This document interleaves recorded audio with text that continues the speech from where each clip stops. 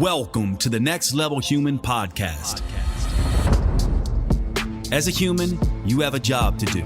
In fact, you have 4 jobs: to earn and manage money, to attain and maintain health and fitness, to build and sustain personal relationships, to find meaning and make a difference. None of these jobs are taught in school, and that is what this podcast is designed to do: to educate us all on living our most fulfilled lives through the mastery of these 4 jobs. I'm your host, Dr. Jade Teta, and I believe we are here living this life for 3 reasons, and 3 reasons only: to learn, to teach, and to love. In this podcast, I will be learning, teaching, and loving right along with you.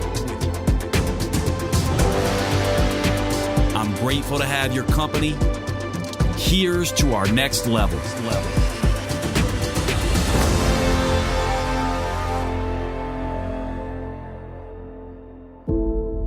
Welcome to the show, everybody. I have a fun guest today, Dr. Emily Kiberd. Fun because we're going to be talking about thyroid, Hashimoto stuff. And as many of you know, this is a condition I suffer with, which is odd for a man because it mostly impacts women. And we have an expert on the show because this is something that I get asked about all of the time. And so I wanted to bring Dr. Kiberd on to have a discussion about this. And she comes at this from a unique perspective. So I'm going to let you, Emily, tell them a little bit about how you got into this work, a little bit how you, sort of came to be doing this. And I know that you have a slightly different approach to the treatment of thyroid conditions compared to most clinicians. So why don't you just walk us through sort of your story, how you got here, and your sort of take on this condition and thyroid stuff in general. Jade, thanks so much for having me on. I've been a chiropractor since 2007. I am one of those chiropractors who only adjusts when indicated. So I do a lot of rehab, a lot of strength training, just trying to get to the root cause more than just an adjustment. And in 2015, I had my first kiddo, who's now almost 8.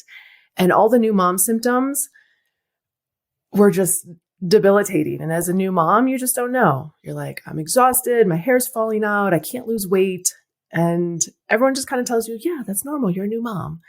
Well, 18 months postpartum, I'm like, this cannot be normal. This is not my life. I cannot be crashing at 2 p.m. every day, holding on to about 40 pounds of extra weight, massive brain fog. And I had a clinic in New York City, seeing patients from a biomechanical strength, overuse injuries, lots of people sitting all day. And I could start my sentence communicating a diagnosis and a treatment plan, and I couldn't finish my sentence. I was running a team of 10, probably suffering from adrenal issues as well. And I just started to kind of walk this path of seeing different doctors, primary care, endocrinologists, 2 functional medicine docs, landed on a 3rd.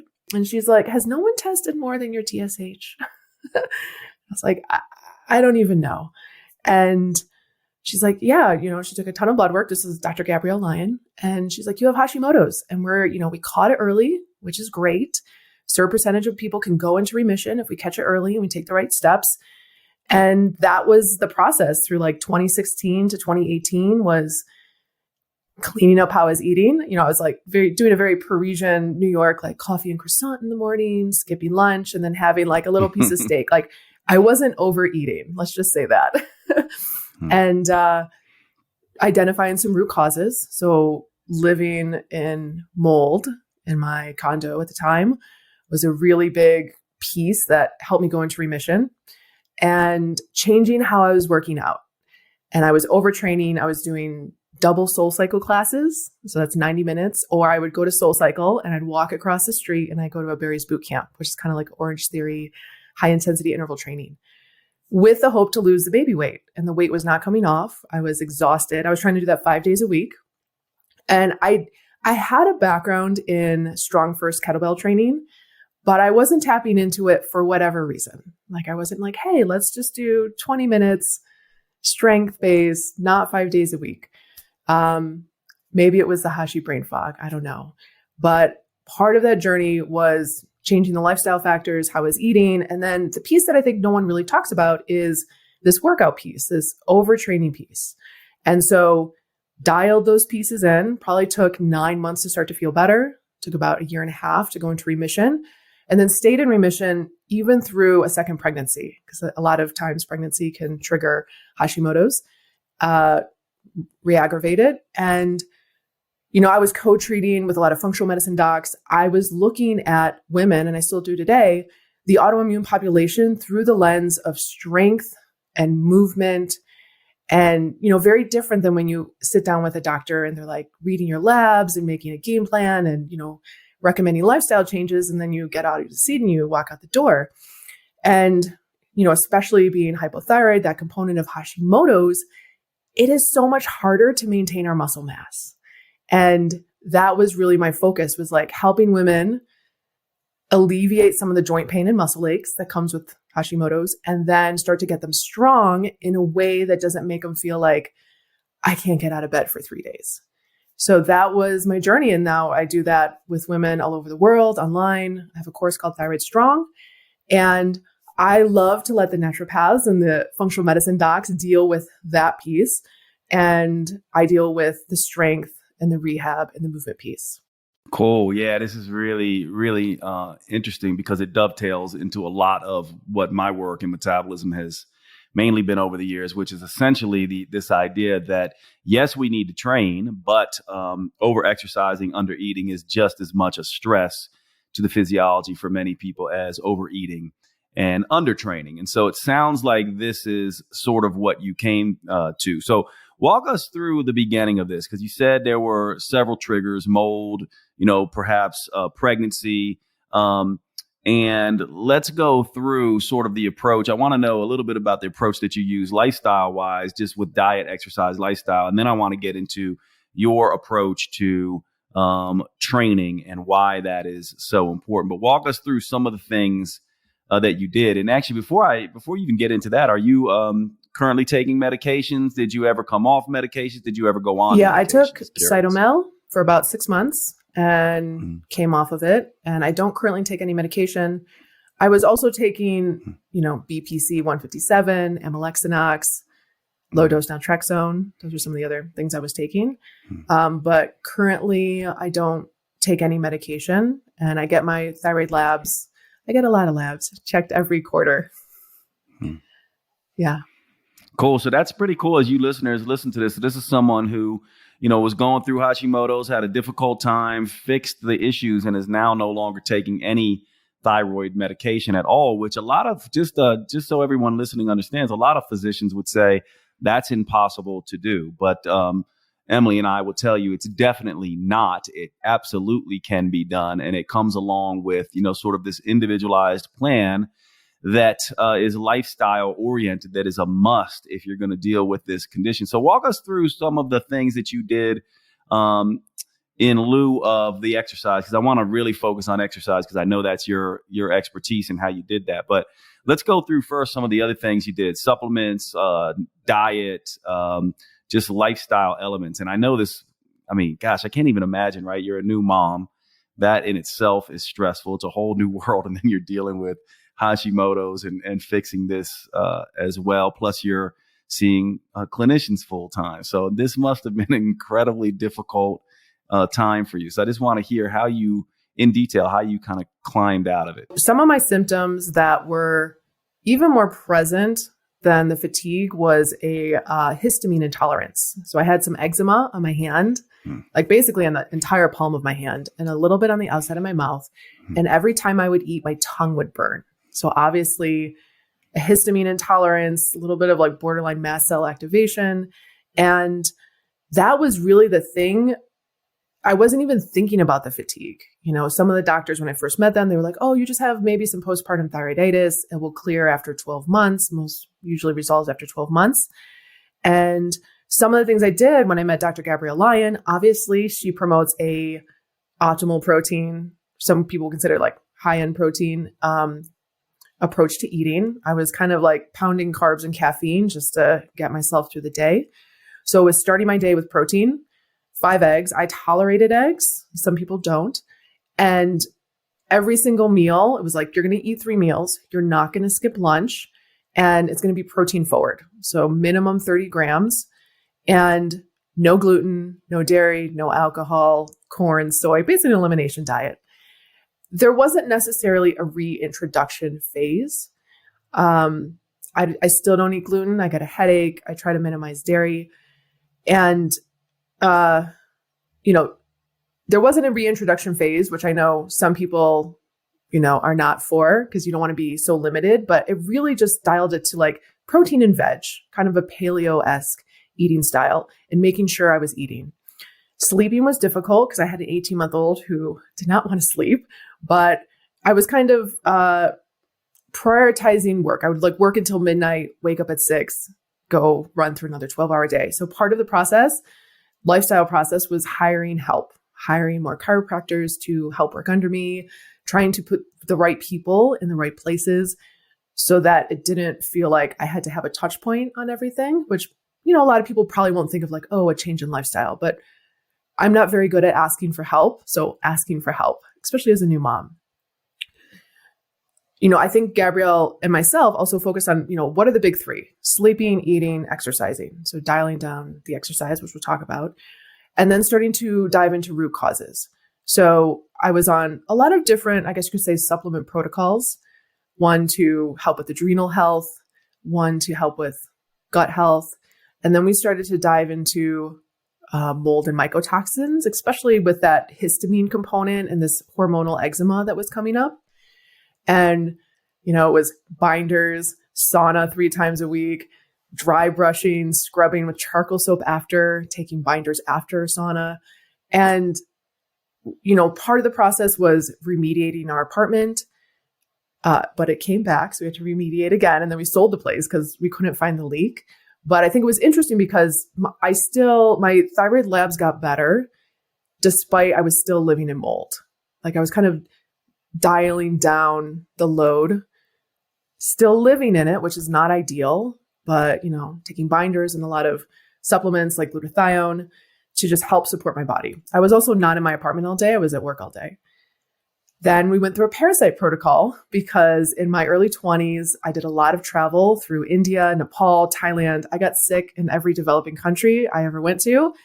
And I would do conventional stool tests, even, like a GI map, like a PCR stool test, and no parasites. I was like, there's no way I don't have parasites. I've been sick, all traveling through the world.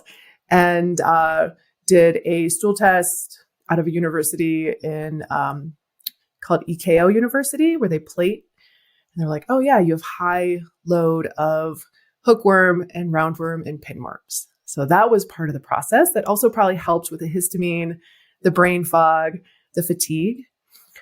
Did a heavy metal challenge test, just kind of started to tick like the boxes. I did a lot of construction work with my dad when I was a teenager. He's a roofer. So just kind of getting into different shingles and construction material. So did a heavy metal challenge test, did a heavy metal detox. I think the biggest dial movers for me were the mold and the parasites. That's when I really started to feel my energy come back, hormonal eczema get better, brain fog got better. So those were some of the root causes. I had some insulin resistance I had to manage. It was like all these things, New York is very moldy and toxic in so many different capacities. And it's, so amazing too, the energy. But from an environmental perspective, like you go into every building that has a flat roof that doesn't get checked, that probably doesn't get drained, and it smells musty. And that's not normal, but people don't know that. So those were some of the things I started to dial in. When I was first diagnosed, my TSH was 3.2. So it's without, outside optimal functional medicine range, but within conventional range. And I think that's why, yeah. Yeah, I was going to say the listener should know that wouldn't be flagged by a conventional doctor. It might even be flagged. It might not even be flagged by someone like me, especially if there's no symptoms. So that's a tough to make that diagnosis. My vitamin D was 18, probably from just going from building to subway to building in New York. And there was, people always ask like, oh, what supplements do you take? I was like, well, it depends on what I'm working on. There's no just supplements that everyone should take. I took selenium, I took DHEA, but it was depending on what I was working on at the time. There are things I take today that are just kind of in the regular mix, like vitamin D, omegas, glutathione, NAC. I feel good. My whole goal is to have energy to be present with my kids because I was crashing on the couch. I didn't want to hang out with them. And that's not the mom I want to be. So every choice in my day, how I eat, how I work out, how I, put myself to bed early is to have energy for my kids and my family. I'm sorry to break into the show, but I wanted to take a second to cover one of our sponsors and tell you all about Paleo Valley at paleovalley.com. These are the grass-fed sticks that I tell you all so much about that all of my friends know I have on hand constantly. They are in my car. They are at my house. I keep them at my sister's home and my parents' house. I have these things everywhere because they are the simplest, most convenient whole foods protein supplement you can get. Almost like carrying around pure protein, low carb protein in your pocket. They also, these Paleo Valley beef sticks are the only 100% grass-fed and grass-finished beef sticks on the market.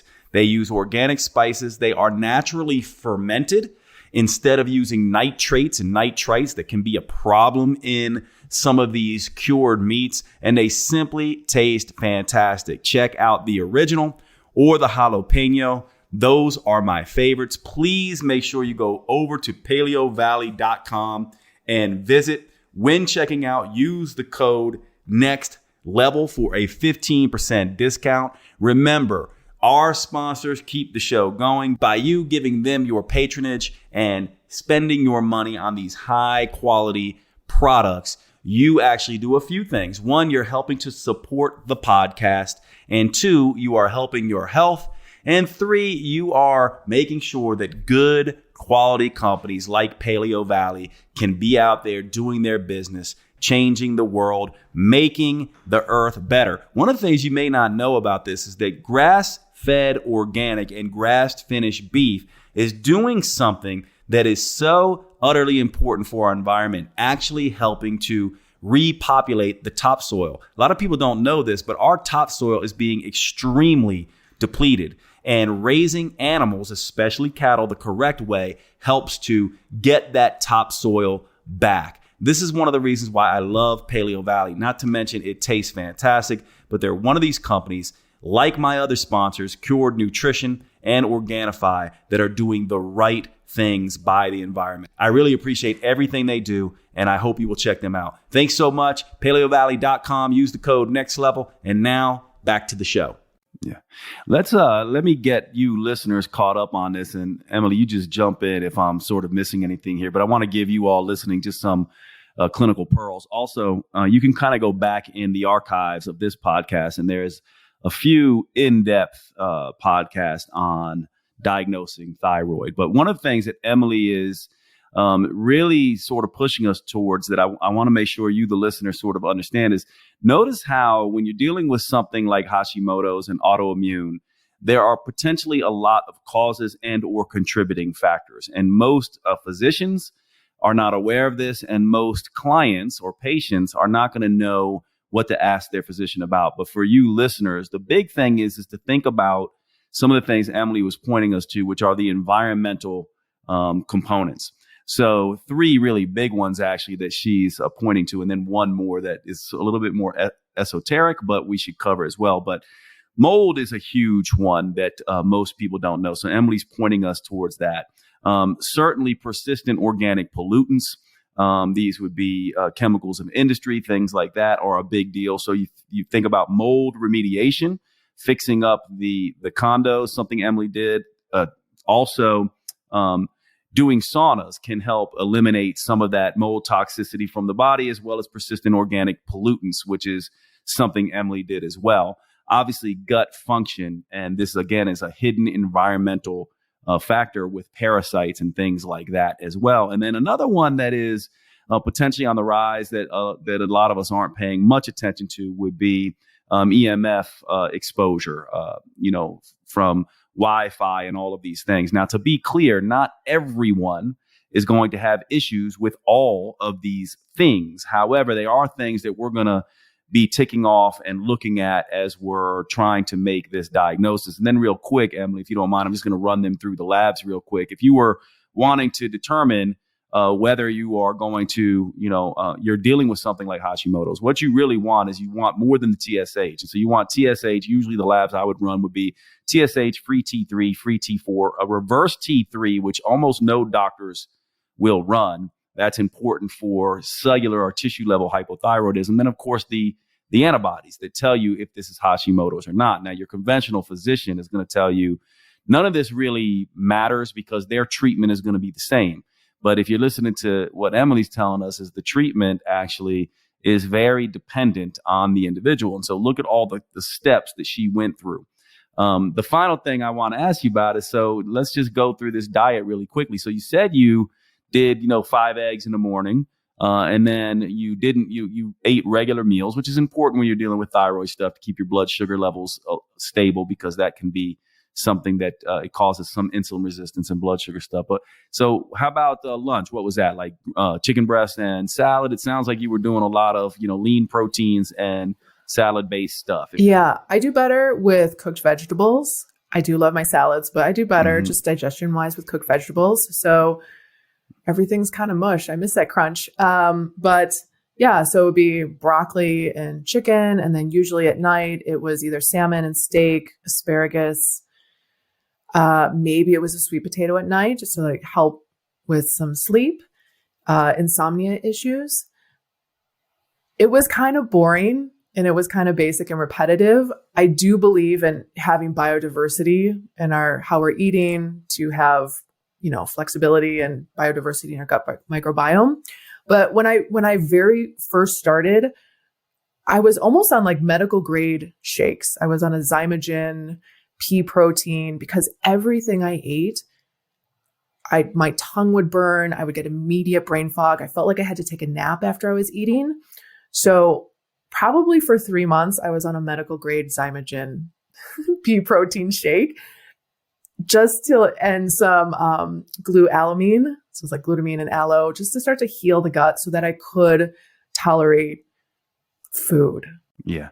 And so here's another one that Emily's pointing us to, right? So another way we could think about toxicity is some of the toxicity that is coming from the foods that we are eating as well. She talked about gluten. She talked about dairy. Now, again, this isn't going to be the case for everyone, but this is something that we would be looking at with Hashimoto's. And then, of course, you began to feel better. Talk to us about your approach to exercise, because I know this is a little bit different. Most of the time, if we're just dealing with, off the shelf recommendations, right now it's still, we're going on, for me, it's going on 20 years now where it's like, low carb and Metcons, basically, you know what I mean? And like lots of metabolic conditioning, and it's, more is better still in the industry, unfortunately, and even for people who are dealing with this kind of stuff. And so walk us through how you see this, because I think most people would say, oh, well, I need to exercise, and the more is better normally is the way we think about this.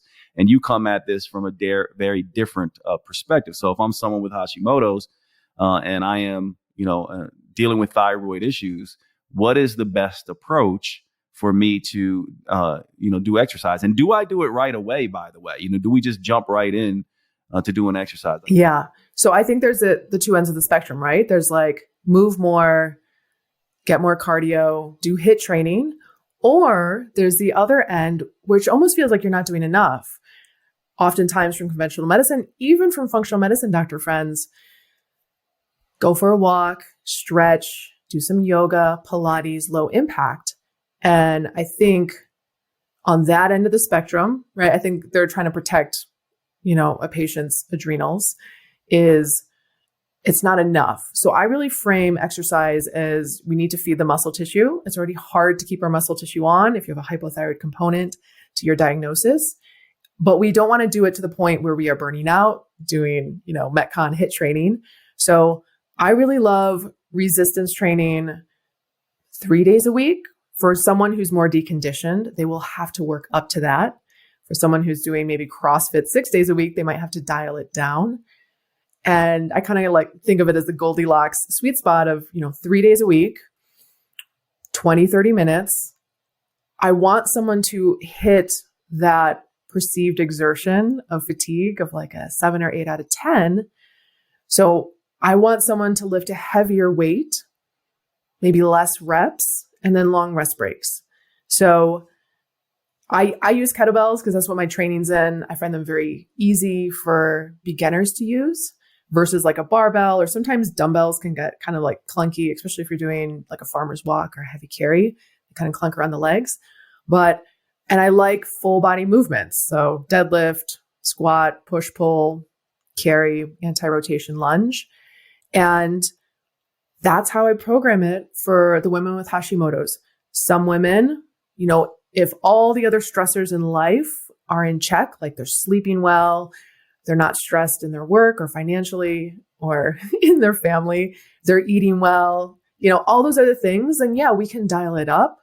But it doesn't have to look like maybe culturally what we assume workout should look like. I think culturally we're like, oh, it has to be. I literally just had someone DM me. She's like, I thought I was supposed to go to the gym every day. It seems like everyone around me goes to the gym every day. I go, no, you don't have to go to the gym every day. You just need to, when you do work out, make it hard. And it doesn't have to be a Metcon, and it doesn't have to be every day. I think you have like this W by 4. I was listening to one of your podcasts, and I think it's very similar. It's like, you don't have to work out a ton, but when you do, you work out hard, and then you give yourself long rest breaks. Yeah, I love that. I would actually, say a couple things at Emily's point to this. Absolutely crucial for all of us to listen to. Overdoing workouts can be an issue when you don't have the energy. However, when most people, you're saying a couple things here that I love. When most people think about resistance training or working out in general, they typically think of getting breathless, and they don't feel like they're getting a workout unless they're getting breathless. And so when you're talking about, sort of lifting heavy, from my perspective, I talk about the B's and the H's: breathless, burning, heavy, heat. From my perspective, with this kind of training, and it sounds like this is what you're doing, Emily, is that we're really focusing on either most importantly, the heavy straining component and or the burning component, and then taking long rests once you get to that point. This, to me, does not overtax the central nervous system and really is more muscle centric. And so would you agree with that?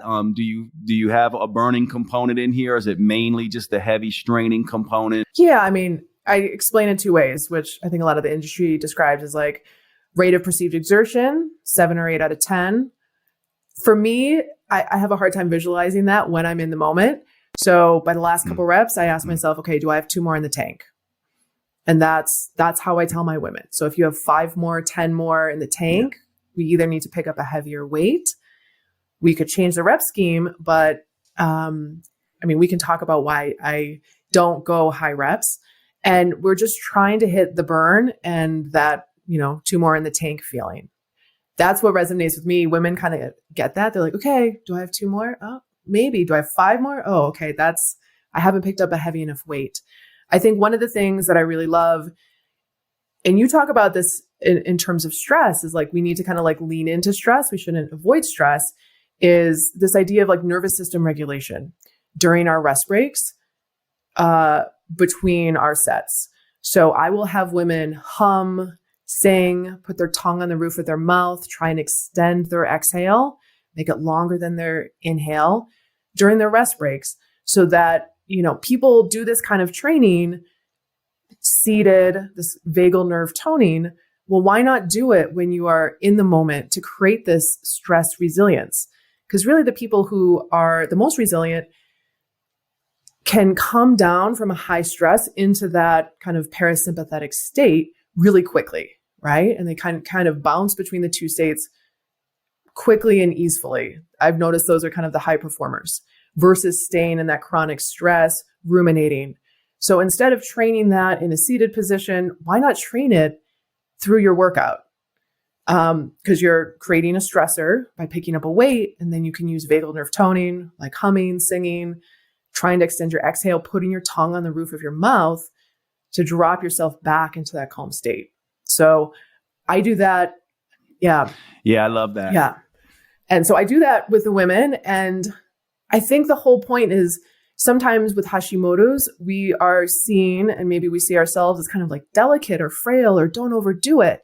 It's like, no, we want to build resilience. We would just want to do it in these small doses. We don't need to be doing an ultra marathon to build resilience. We need to just pick up a heavy weight, train our nervous system, pick up a heavy weight again. So that's what I try to change, that mindset of like, oh, I can't do too much, to you can do it, just do it in doses and build that resilience. Yeah. One of the things that I think you're doing here that I think is really cool, and I'll share something that I used to do back when, all the diagnosis in the world was chronic fatigue, and, that was just sort of a catch-all phrase for everything. There's a way to address that. But one of the things, if you're listening to Emily, that she's essentially saying, she's training the sympathetic parasympathetic response. I mean, ultimately we want to be able to go stimulation, sympathetic, and then quickly recover. And if we are, a lot of times when we talk about metabolic conditioning, I'm certainly famous for this, for people who are conditioned, lifting weights faster, not faster reps, but, shorter rest periods between sets can be really beneficial. But for people who are not conditioned, you really want to use that rest period to recover and become more parasympathetic. And so that's what Emily is really pushing us towards. And actually, you can actually do this. This is what I used to do because, certainly clinically, I worked with a lot of thyroid, a lot of adrenal type stuff, a lot of people dealing with cancer, a lot of people dealing with many different types of autoimmune conditions. And you did not want to overly stress them in their workouts. And so I would have them wear heart rate monitors and actually look at where they were at the top of their sort of cycle. So let's say they're doing, a heavy kettlebell deadlift, and they're going through that, and they get to that point where you're talking about, Emily, where it's like, okay, I probably have, maybe 1 or 2 reps left in me. So they stop and they rest. At that point in time, if you look at your heart rate should come down about 20 beats per minute. And you'll see pretty quickly, if you're overexerting yourself in the workout, you're going to see that response from top stimulation, top heart rate to recovery is going to start to become much reduced. So you might start out the workout quickly, able to drop 20 beats per minute. Then you start seeing that you're only coming down 10, or you're only coming down a little bit.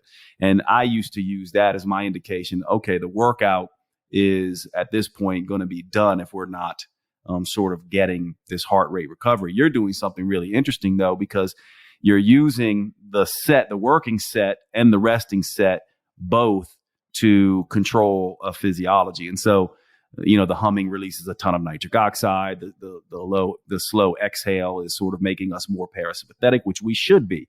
So I imagine you're automatically helping them drop that heart rate, down a little bit. And so a lot of people don't necessarily think about the rest between sets as being so important, but it sounds like you're making sure that is the case. Now, how long do you think typically people would be resting? I assume you're just letting them rest for as long as they need to, but what's the rest that you would recommend, or how long is that going to take? Yeah. I mean, I would say minimum a minute, which if you've never done that before can feel like a really long time. Short. Yeah. For women who are more fatigued, or maybe don't have all, maybe their thyroid isn't being managed. They're just really struggling fatigue. I'll have them rest longer. So like 2 minutes, 3 minutes, which can also feel like a long time if you've never done it before. But I just find that when women do that, they don't feel that kind of crash. There's women who they work out and it's like, oh my God, I can't get out of bed for 3 days. They're so fatigued. And so I want them to build muscle or maintain their muscle mass, but I don't want them to hit that fatigue piece. And some of them don't have access to amazing doctors who can help them with the adrenal and the thyroid, components. So I'm trying to kind of almost like microdose their workout, make it accessible, give them a win, without, over stressing them or tanking them out, basically. I want to jump in real quick and tell you about one of my favorite new products. And to start out, I want to ask you a question. If you had to follow your friends around who are not the healthiest in the world and see what they are doing, what would be the number one thing you would probably tell them to do to start? For most people, that's going to be drinking more water, right? This is something that we talk about all the time in health and fitness. It's almost as if we think of it as an afterthought now because obviously water is so crucial. However, we oftentimes get this wrong. For example, did you know that when it comes to hydration, just drinking water can make things worse? Most people don't know this. Why? Partly because most people are over drinking water and under consuming the electrolytes that help water do its job. What we don't realize is that hydration is not just about water. It's about electrolytes, the minerals in there, as well as getting that water into the cells. And so you do not want to be over consuming water if you're not getting your electrolytes right. And this opens up a whole new discussion because most people are not getting their electrolytes right. For example, did you know that too low sodium is an issue? Just as much, if not more so, than high sodium. In other words, what we want if we're going to get the right electrolytes is to get the right amount of sodium and potassium and magnesium in the Goldilocks zone. We don't want too much. We don't want too little. We want it just right. This opens up a whole other thing here too, because people who are exercising, doing sauna therapies, doing low carb diets are disrupting and losing lots and lots of their electrolytes. For example, when insulin is not around in low carb diets, you will excrete lots of sodium. In other words, under that state, exercising, low carb diets, all these things, you actually need more sodium. And so if you're somebody who has been just drinking water, not paying attention to electrolytes, and also feeling fatigued, feeling like you're underperforming, not sleeping right, getting cramps, twitches, headaches, any of these things, then you are probably dealing with an electrolyte issue. This is where the product Element comes in. This product has been a game changer for me and many, many of my patients and clients. This is a rehydration electrolyte beverage, basically. It is a powder of electrolytes formulated with 1,000 milligrams of sodium, 200 milligrams of potassium, and 60 milligrams magnesium without the added sugar and other nonsense that comes in beverages like Gatorade. This stuff is basically a rehydration beverage on steroids. It is the thing that is going to replenish your electrolytes in the right ratios, decrease fatigue, really correct chronic dehydration. And by the way, many people are dehydrating themselves, becoming hyponatremic, low sodium, when they're consuming too much water. You need your electrolytes on board, especially if you are someone who is losing lots of sodium and other electrolytes through low carb diets and lots of exercise. This is where Element comes in. Element is a new sponsor to the Next Level Human podcast. I cannot recommend this product enough. I have been using this stuff for months now, and I have immediately seen changes in my energy levels. I feel like I'm operating on a whole other level, and I have seen this as being the primary thing that people who have been using Element have been telling me, that their fatigue is getting better, especially fatigue that comes after very intense workouts that involve lots of sweating and lots of intense output from the nervous system. Please check out Element. Use the code NEXTLEVEL. DrinkElement.com. That's DrinkLMNT.com. DrinkElement.com, and let's get back to the show. Yeah. And what are they doing on their days off? So I'm assuming on their days off, what do you have them doing? Are they doing mobility stuff? You're a chiropractor, obviously. Are they doing just walking? What are they doing on those off days? Yeah. So on the off days, walking. And then I have a mobility flow, I guess you could call it. It comes from the background of DNS, dynamic neuromuscular stabilization, who was started by, it's in the Czech Republic, started by Pavel Kolaj. And he looks at how babies learned their movement patterns and hit their developmental milestones through that first year to 2 years of life. So a baby, the first 6 months, all they learn to do is lift their knees to 90 and create a good core stabilization, good intra-abdominal pressure, good, stack in the spine. Then they roll at 4.5 months, they get on hands and knees, they rock, half kneel up to stand, right? Through that first year. And so that is the movement flow. That it takes about maybe 10, 15 minutes, but it's focused on breathing and it's focused on that stabilization component, especially that intra-abdominal pressure.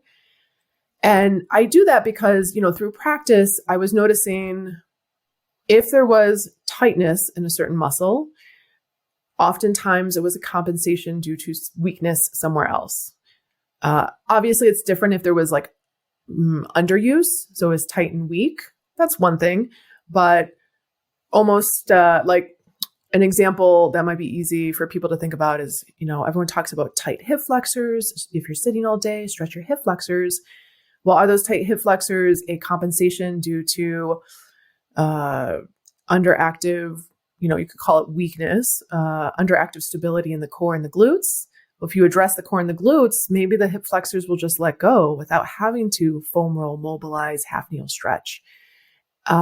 The whole movement flow can be done body weight or it can be done with a weight.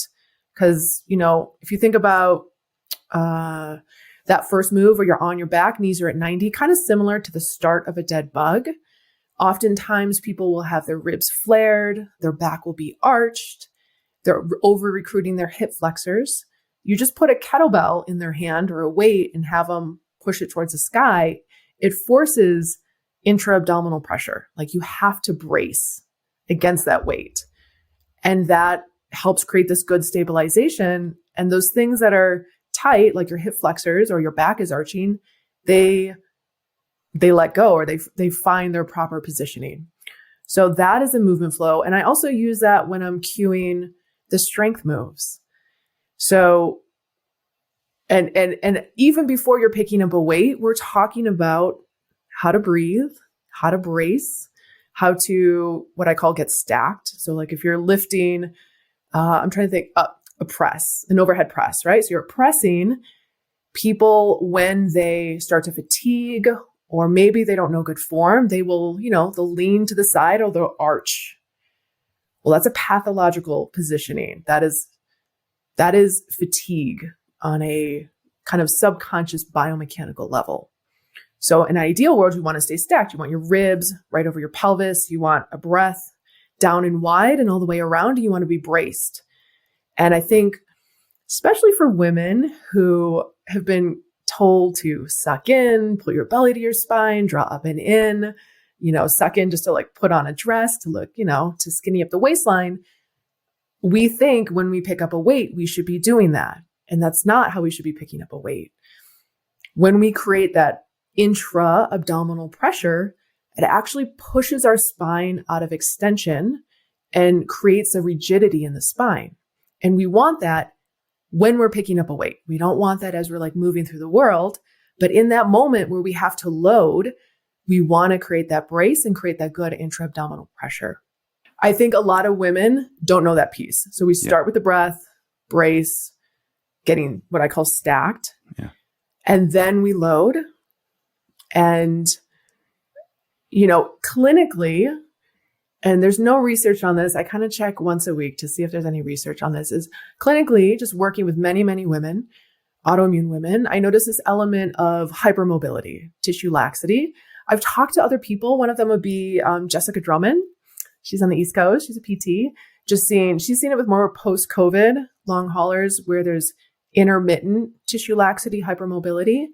But I'll check a Baton score, which is a physical therapy orthopedic test, looking at the laxity of knee extension, elbow extension, thumbs, being able to, touch it to the soft part of your forearm, bending your pinky back beyond 90, feet together, Bend forward, touch the toes, knees straight, and you can palm the floor.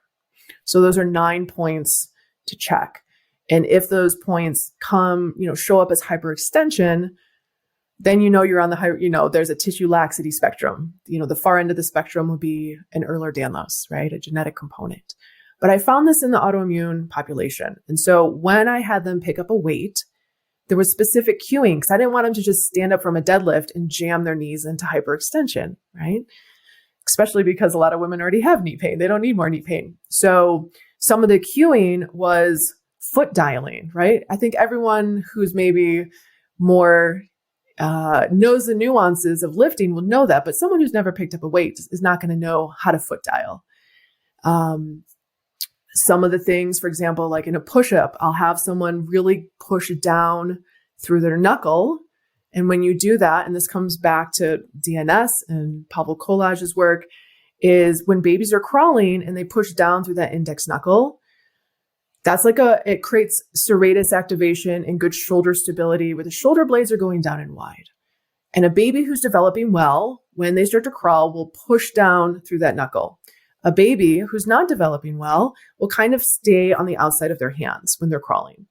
So, I took that and was like, okay, well, let's do that in a push-up. Let's root down that index knuckle, get that serratus activation. So as you're pushing the floor away, you're getting good shoulder stability.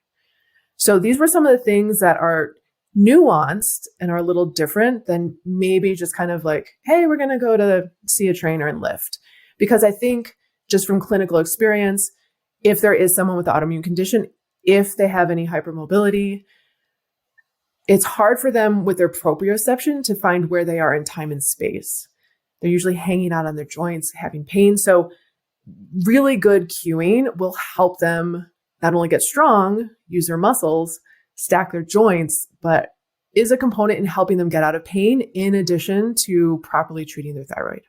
Yeah. And for those of you who are listening, if you have to listen close to Emily because I want to add some things here. I have seen the same thing. I've actually seen it both ways, though. I've seen hypermobility and hypomobility.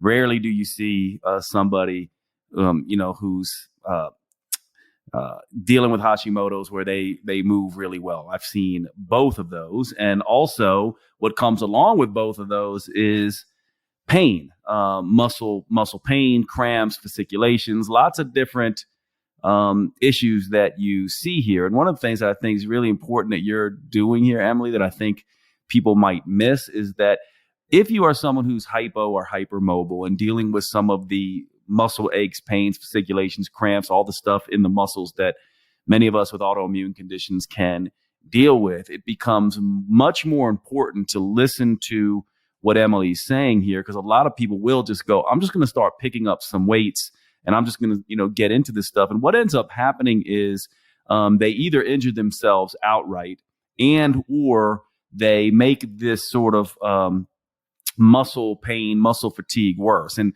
for those of you who are listening to this and don't deal with this or don't know what you're talking about, I can speak from my personal experience and also from a lot of people who deal with Hashimoto's. Sometimes if my Hashimoto's would flare in the past, I would feel for days like I just did a workout and I hadn't worked out at all. It's this just diffuse muscle soreness sort of across the board. It's painful. And also you don't have the motivation. Just like if you did a really hard workout and you're super sore, last thing you want to do is go back in to the gym. And so this would happen to me a lot. And I had to learn a lot of what Emily's actually talking about, where I would go into the gym when I was feeling this way and just move in particular ways and focus on where I'm putting, getting my feet anchored to the floor, like she's talking about, making sure I'm going through full range of motion, really focusing on good quality movement, doing things like carries and things like that are helping me and keeping me bracing. And this was hugely beneficial in keeping me in the gym. Of course, it can be incredibly difficult and not motivational, but this stuff is critical. And a lot of people, I think, Emily, don't necessarily realize this because they just pick up the weights and start going at it. So what I want to know from you before I let you go is I want to know, so can you walk, I know you have your thyroid strong, sort of programming. So I assume that goes through all the details here. But if we were going to just give individuals who are listening to this sort of a, Dr. Kiberd sort of 1, 2, 3, it sounds like right now, at least with working out, it sounds like 3 times per week, perhaps a little bit less if you're deconditioned. I mean, if you're very conditioned, perhaps a little bit more, but you seem to say your sweet spot is 3 times per week with the weights. You tend to like kettlebells, which, I can see why they can be slightly easier to handle, especially for people who are beginners. And they do work on a lot of these stability issues where, dumbbells and barbells oftentimes don't. But can you walk us through what a typical workout would be? Like, how do you program this? Is this upper, lower, upper? Are these 3 full body workouts? Are they the same workouts? I know you say you use a lot of compound lifts, so I'm assuming there's deadlifts and squats and, things like that. But can you walk us through a typical workout, sort of program that you would, think would be a good starting point? Yeah. All workouts are full body. Usually is a hinge and a press. So like a deadlift, I like to start with the floor press. So you can keep your ribs down. So you're laying on the floor, pressing the bell to the floor. If that's too much, because that's a lot for a lot of women, I'll start elevated plank, elevated push-ups. You're just creating that push, that full body tension, integrity in the joints. So I'll pair when you those say together. A press on the floor, you mean on your back, pressing the dumbbell for like a shoulder press, single arms or double single arm? Yeah, single arm. So you're on the back, feet are on the floor, roll to the side, get the kettlebell, press it towards the sky. Sometimes I won't even have them go through the presses. If it's more of a beginner, they're just holding the bell, just trying to create a grip strength, right? Because grip is tied to shoulder stability as well as longevity. They're breathing, they're bracing, they're just getting used to like weight over their body. So a hinge and a press. And for some women, just more on the deconditioned side, it's elevated plank off the side of your couch. Just something to give them a win. Then we progress. We'll put in some push-ups. Then we'll progress to a floor press. Then we'll progress to like a half kneel racked hold press, and then eventually overhead.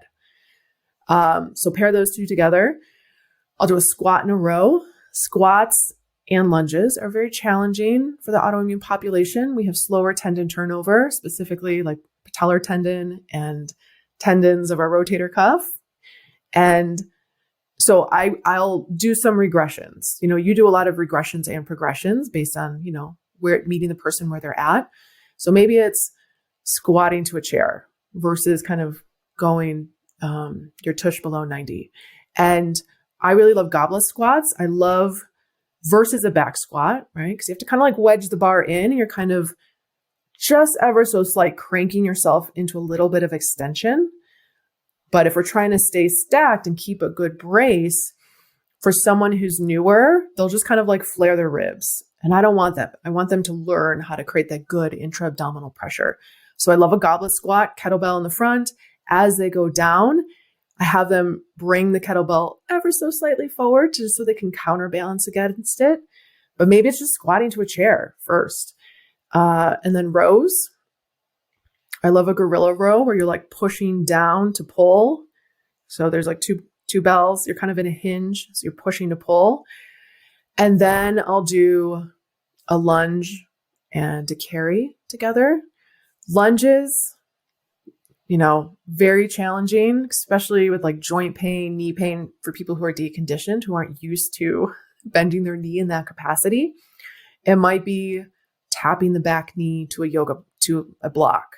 It might be using a TRX to help them counter their body weight. I really love an asymmetrical heavy carry. So just one hand versus two. Two, I find works more lats. Single bell on one side, I find works more kind of anti-rotation core. So I love a single bell carry. And all of it, I tell my women, I'm like, every rep is a perfect rep of one. Sometimes I think we can get overwhelmed with like, oh, I got to get through reps. Like every rep's a perfect rep of one. It's amazing form. You got your breath, your brace dialed in, and just giving them wins. Sometimes I'll program it kind of similar to what I was listening to, the 10 down to 1, where you're starting your hardest set with the most volume. I do that. I'll do like 10, 8, 6, 4. I find that women can kind of wrap their head around that. For someone who's more of a beginner, it's lower reps. I'm just trying to get them wins. A lot of women are scared to pick up a weight. They're worried about injuring themselves or worried about exacerbating their joint pain or muscle aches. For women in the beginning, I might program 5, but I'm going to be like, let's get the weight heavier. So at least you are getting, you can up the volume. So that's how I program. Everything's full. I get a lot of people like upper, lower. I try to make it simple, and I also want people to take rest days in between their workouts. So I do full body 3 days a week. Sometimes. Yeah. And I love this, Emily, because for those of you who know, you can see this is incredibly well thought out. It's essentially working every aspect. There's a push and pull in there. So you're balancing, sort of the body that way. There's a hinge and a squat in there.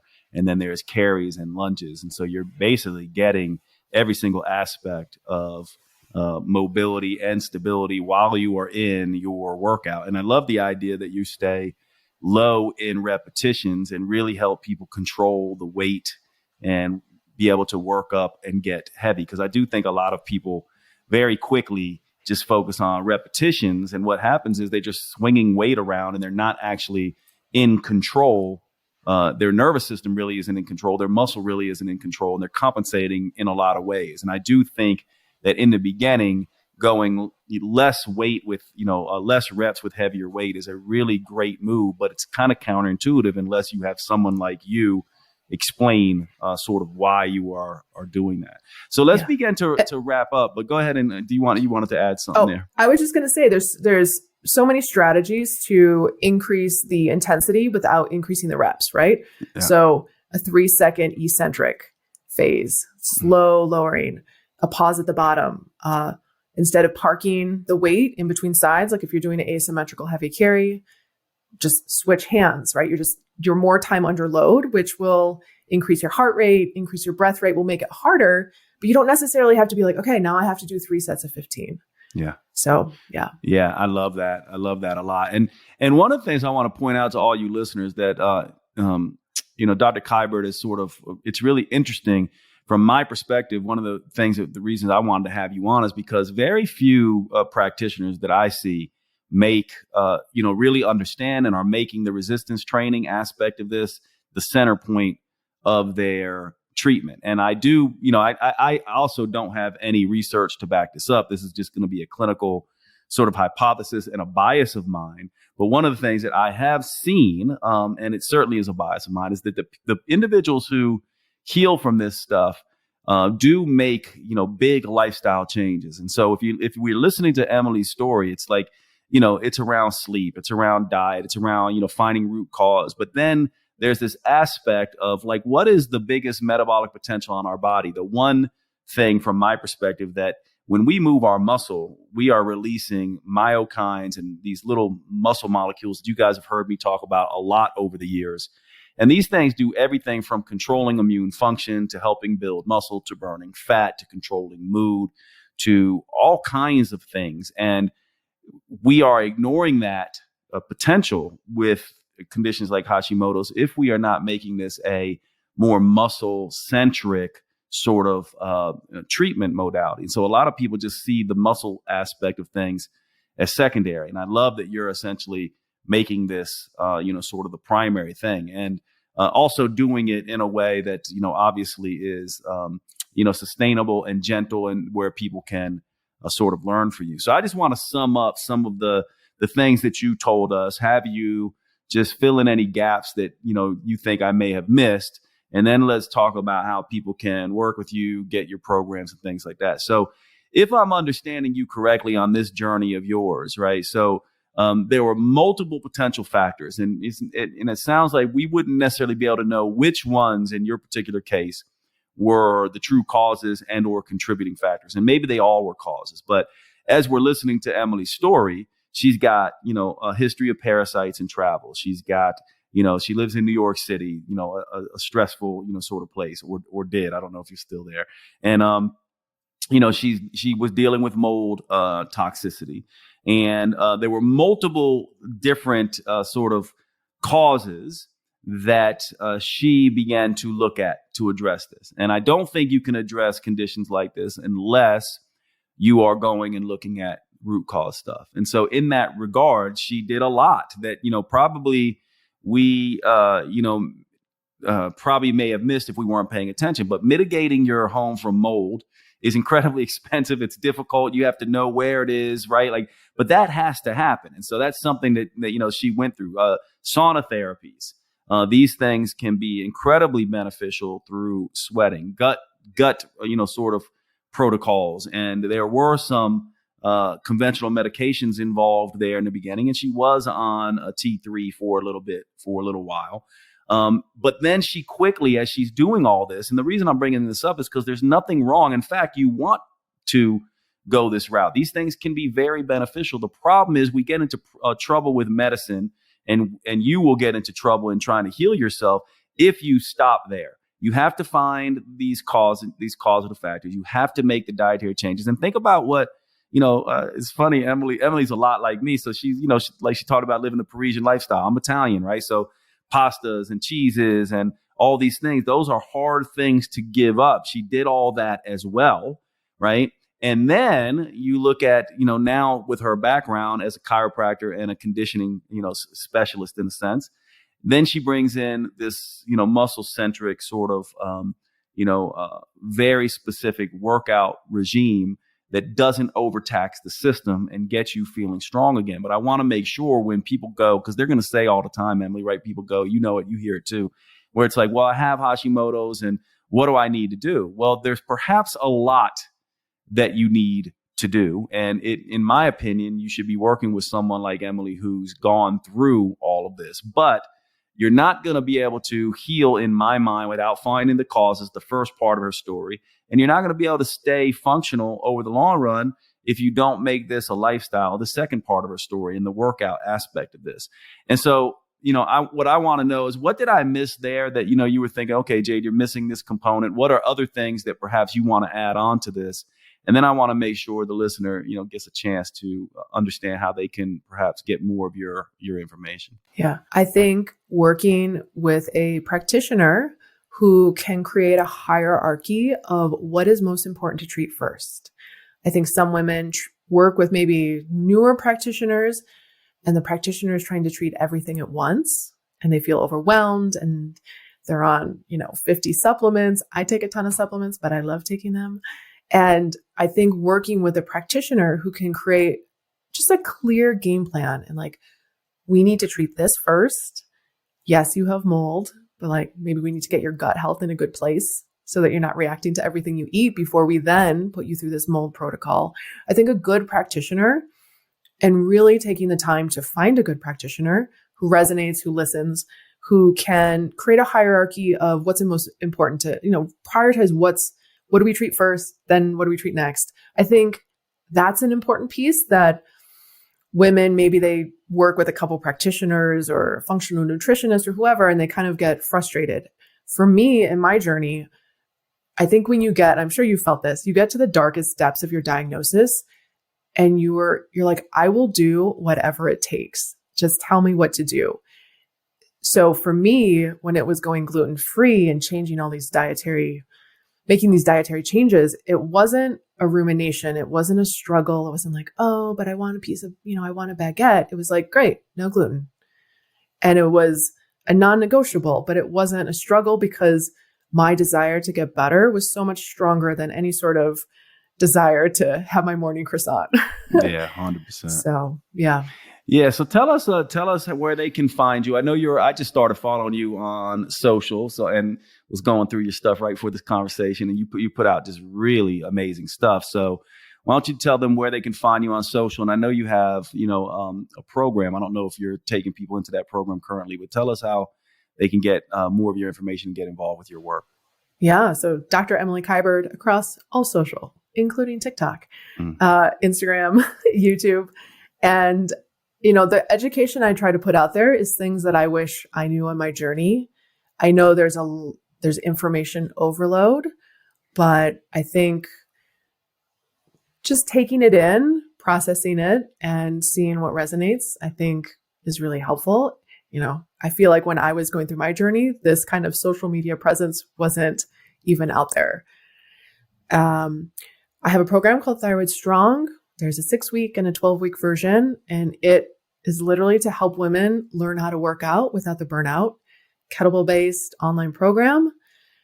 I'm doing a masterclass next week, May 15th, called the Thyroid Revolution, and it's a mix of It's good timing. Mix of workouts along with just 2 shorter masterclasses, just starting to get the information of a muscle-centric approach, why to prioritize protein, why to prioritize resistance training, and we'll also kind of dapple in the beginnings of starting to identify some environmental triggers. I think when we have more knowledge, we can ask better questions of our doctors. Sometimes we go to our doctor and it's just kind of a one-way conversation, right? Medications, you're going to live with this forever. This is how it's going to be. Versus like, oh, if you could ask better questions, you could get better answers. And so that's what I want to empower women to learn. In addition to like pick up a heavy weight, it will make you resilient and change your life. So that's dremilykiberd.com/rev for the Thyroid Revolution. And, if I had known so much more in the beginning of my journey, I feel like those years of my life where I could have been more present with my newborn would be different versus basically trying to sleep every minute I wasn't working. And so if I can help women, whatever their why is, even if they don't have kids, like if it's like, I want to, travel or have the energy to do, fill in the blank, that is like a beautiful transformation that I am happy to assist in. Yeah. That's the whole point of Next Level Human. It's basically taking our pains and our struggles and helping grow ourselves, enrich others, and evolve the world. And you're certainly doing that. So thank you so much, Emily. What I'll do is I'll rush out this podcast actually this week. So those who do want to get involved with the Thyroid Revolution, I'll drop this in ahead of the other ones because I think that's important that they sort of do that. And then also, what else was I going to say? I guess that's it. But you know what, Emily, I want to make sure that the recording doesn't get lost. So I'm going to stop recording and then you hang on the line. But all of you listening, thanks so much. And thank you to Dr. Emily Kiberd for hanging out. And we'll see you on the next show. You have been listening to the Next Level Human podcast with Dr. Jade Teta. If you enjoyed this episode, please make sure you subscribe and consider leaving a review. You make the biggest difference when you pass on your lessons and inspire others. That's why reviews like this are so powerful. Your words may be the only ones that resonate for someone else. Please remember the information in this podcast is for educational purposes only. Always consult your personal physician or therapist before making any lifestyle changes. And finally, thank you for who you are in the world and the difference you make.